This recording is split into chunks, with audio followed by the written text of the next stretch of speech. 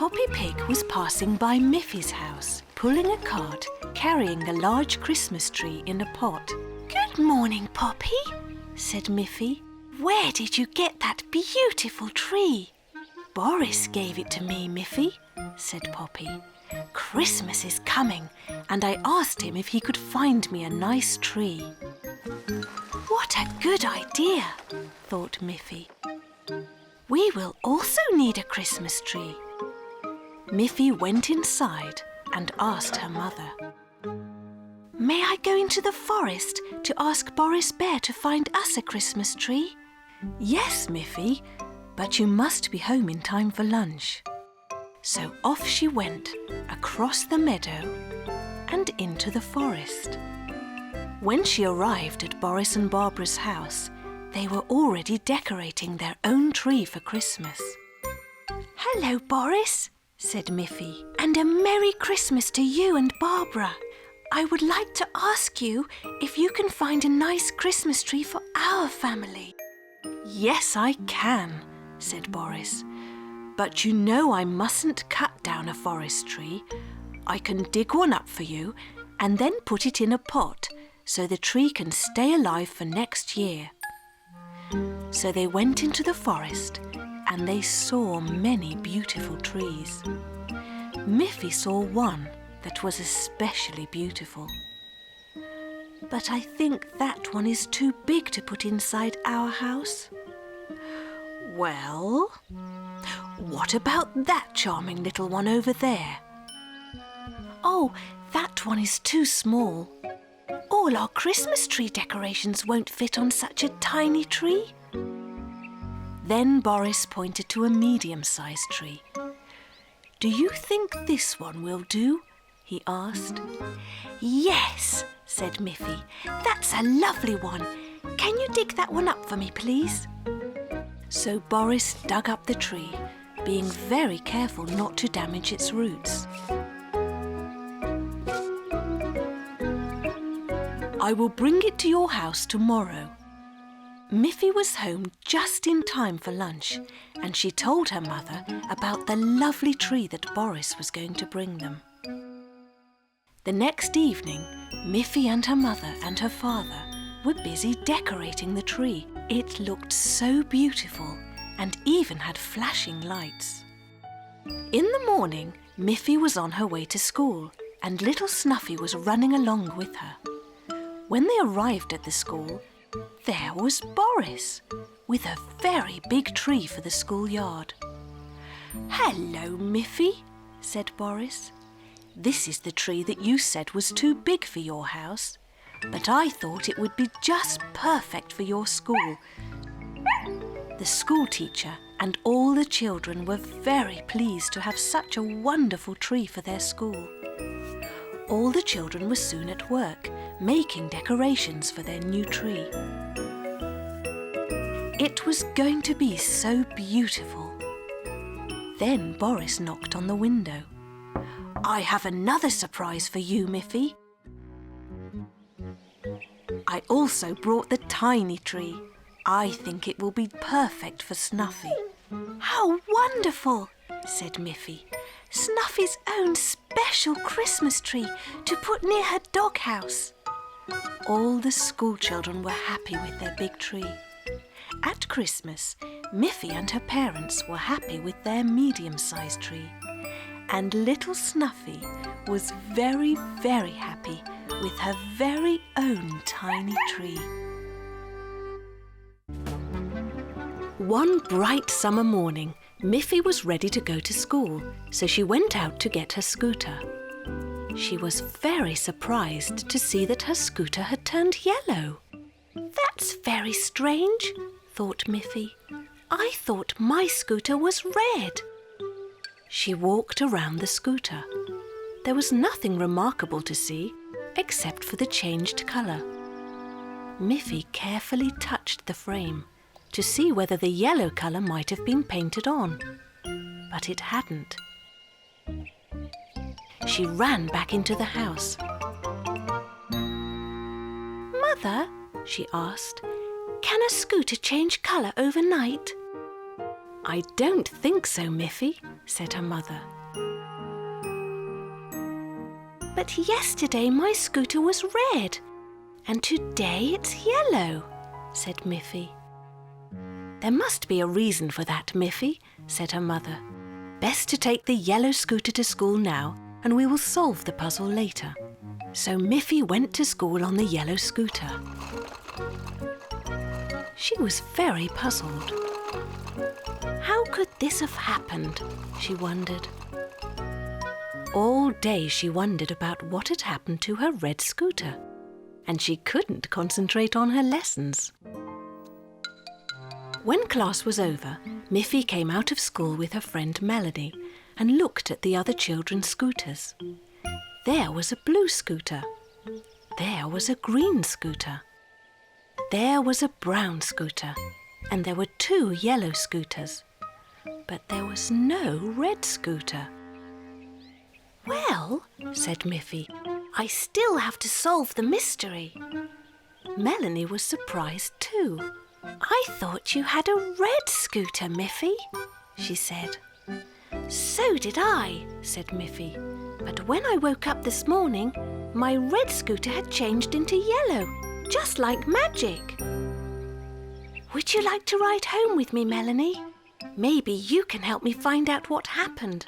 Melanie got on her blue scooter, and the 2 girls rode to Miffy's house. There they saw a bright red scooter right in front of the house. Miffy was surprised. How can I have 2 scooters? She wondered. Just then Miffy's father came out of the house. Hello, girls. I'm glad you came straight home from school. The yellow scooter must be returned to Grunty. Grunty? said Miffy. Yes, your scooter needed new wheels, Miffy. I asked Poppy Pig if we could borrow Grunty's scooter for one day. I took your scooter to Grandfather's workshop. He fixed it this morning. But I promised Poppy to return Grunty's scooter today. So that explains the mystery, said Miffy. Let's go visit Poppy and Grunty to return the yellow scooter, and we can bring them some nice fresh carrots from our garden as a present. That's a good idea, said her father. Miffy and Melanie collected a basket full of carrots. While they were collecting carrots, Miffy said to Melanie, Sometimes there is mystery in nature as well, like these green leaves. They are actually orange carrots. They all had to laugh.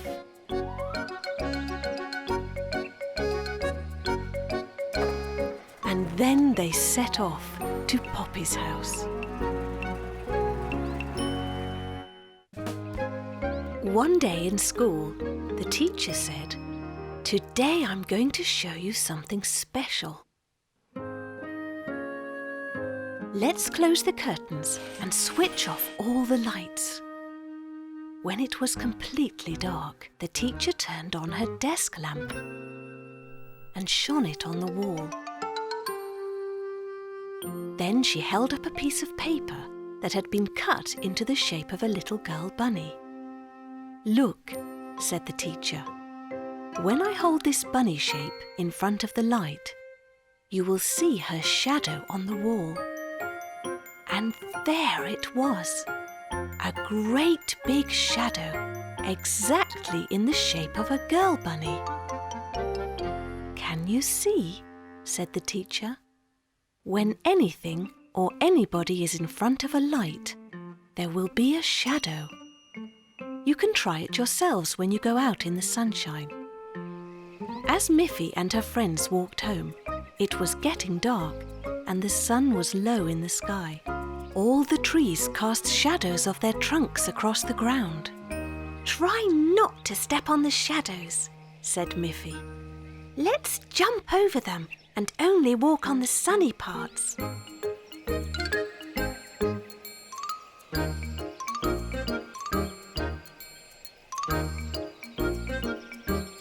What fun it was! The little girl bunnies giggled and laughed as they jumped along, being very careful not to step on the shadows. Miffy was still laughing when she arrived home and waved goodbye to her friends. At the dinner table that evening, she told her mother and father everything she had learned about light and shadows. But now it was night time and the sun had gone. It was time for Miffy to go to bed. After her mother and father kissed her goodnight, Miffy went into her room and changed into her pyjamas. She walked over to her bed and turned off the light. But just then, she saw something move on the wall. She turned the light back on, but she couldn't see anything. When she turned it off, there it was again. "What's that in my room?" thought Miffy. She was a little frightened. She went to her door and called her parents. "Mother, Father, there's someone in my room." Miffy's mother and father came straight away, but they couldn't see anyone in Miffy's room. Except Miffy. "But there is something," said Miffy. "Look. When I turn off the light, I can see something moving along my wall." And there it was. Something very big with very long ears. Father Bunny laughed. Mother Bunny laughed too. "That's your own shadow, Miffy," said her father. "How can it be my shadow?" said Miffy. "There is no sun and the light is off." "But look out the window, Miffy," said her mother. Yes, it was night time and there was no sun. But Miffy could see a full moon shining brightly in the sky. "When the moon is very bright, it can also cast shadows, Miffy," said Father Bunny. "That was your very own shadow moving on the wall, cast by the light of the full moon." Miffy understood and was happy she had discovered her own shadow. On a bright but very cold winter day, Miffy and Grunty were having fun throwing a ball back and forth in Miffy's garden. Snuffy was there too, running and jumping up, trying to catch the ball herself. Then, when Miffy threw the ball, Snuffy caught it in her mouth. Grunty had to laugh, and Miffy too. But when they wanted to continue to play with the ball, Snuffy did not listen to Miffy. "Snuffy, give me the ball," said Miffy. But Snuffy just ran away with it. Then Mother Bunny came out of the house and called, "Isn't it too cold for you to be outside, girls? Even the water in this flower pot is frozen. I have made some hot chocolate for you to warm you up again. Come in, girls." So Miffy and Grunty went in and enjoyed the delicious hot chocolate. Snuffy stayed outside, pushing and chasing the ball. Later, when the two girls were playing in Miffy's bedroom, they heard Snuffy barking and barking. And when they looked out of the window, they saw she was covered with snow. Everything was covered with snow. The snow had fallen so quickly that while they were inside playing, the whole world around them had suddenly become white. All excited, they ran to Mother Bunny. "Mother, Mother," said Miffy, "can't we go to the lake now? It will be so beautiful there, with the snow on the meadow, and maybe the lake will be frozen." "Yes, and we can take the ball too," said Grunty, "so Snuffy can play with it." Just then, Father Bunny arrived home and heard what the girls were saying. "I will drive you to the lake in the car, and I will test the ice on the lake to see if it is thick enough. So Miffy and Grunty and Snuffy all jumped into the car and they drove to the lake. "Look," said Miffy, "the lake is frozen. We should have brought our ice skates." "Maybe you can bring them another day, Miffy," said Father Bunny. "But for now, I'm sure you'll have lots of fun playing with the ball in the snow." Father Bunny tested the ice. "If the weather stays cold, the ice will be thick enough to go skating in a few days," he said to the girls. "Good," said Grunty. "Let's throw the ball so Snuffy can run after it." That was their new game. Miffy and Grunty took turns throwing the ball out into the snow. And Snuffy had great fun too, slipping and sliding all over the icy snow, trying to catch the ball. She was having such fun. Then, when Miffy threw the ball again, it rolled away too far and onto the lake. "Oh no," said Miffy. "Now the ball is on the ice, and the ice isn't strong enough yet to carry us." But Snuffy had already gone after the ball. "No, Snuffy, the ice isn't strong enough yet," shouted Miffy. This time, Snuffy did stop and listen to Miffy. She turned around and ran back. They were all very relieved. "That was very good, Snuffy. In a few days, we will come back and get it for you." One day, Miffy and her friends were playing a game. Aggie was pretending to be ill and was lying in Miffy's bed with a thermometer under her arm. Miffy was the nurse.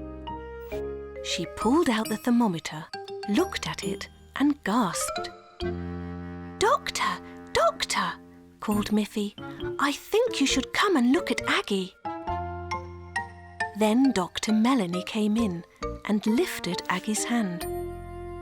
"This could be serious," she said. "We must give Aggie some medicine." "Oh dear," said Miffy. "We have no medicine, doctor." So Melanie went to the kitchen and called out, "Mrs. Bunny, do you have some medicine we can give to Aggie?" Miffy's mother smiled, but she didn't want to spoil the game. She knew the little bunny girls liked to play doctor. So she said, "Well, I do have some excellent sweets. I'm sure they will make Aggie well in no time." And she gave Dr. Melanie a bowl full of colourful sweets.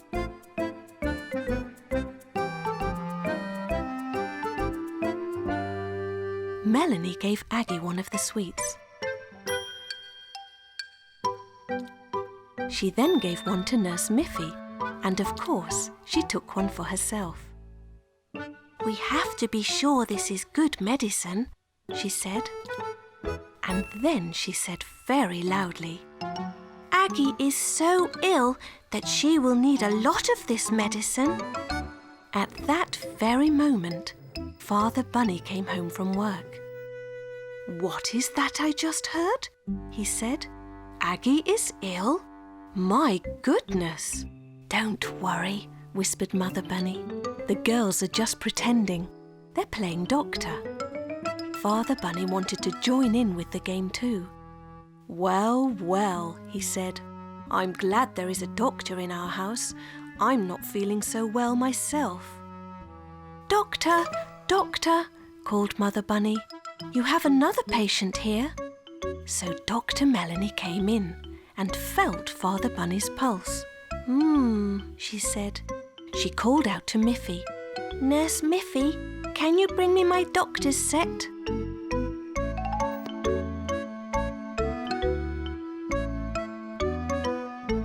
Miffy came in carrying the case. "Here it is, Dr. Melanie."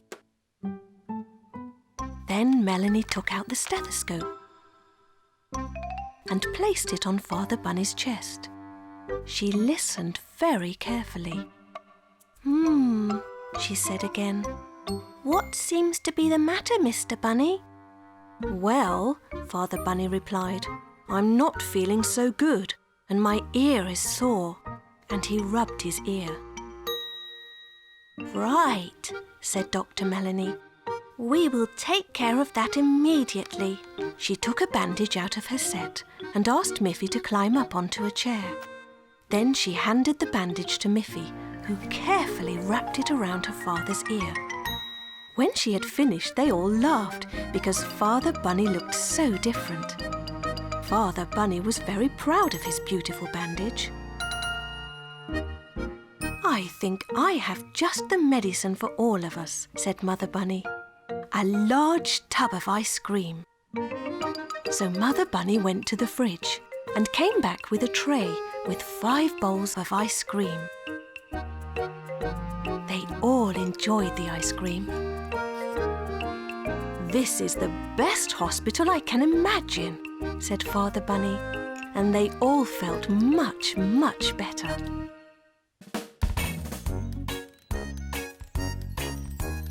Miffy, Miffy, Miffy, run! With her friends she's having fun. Snuffy, Grunty, Boris Bear, Poppy Pig,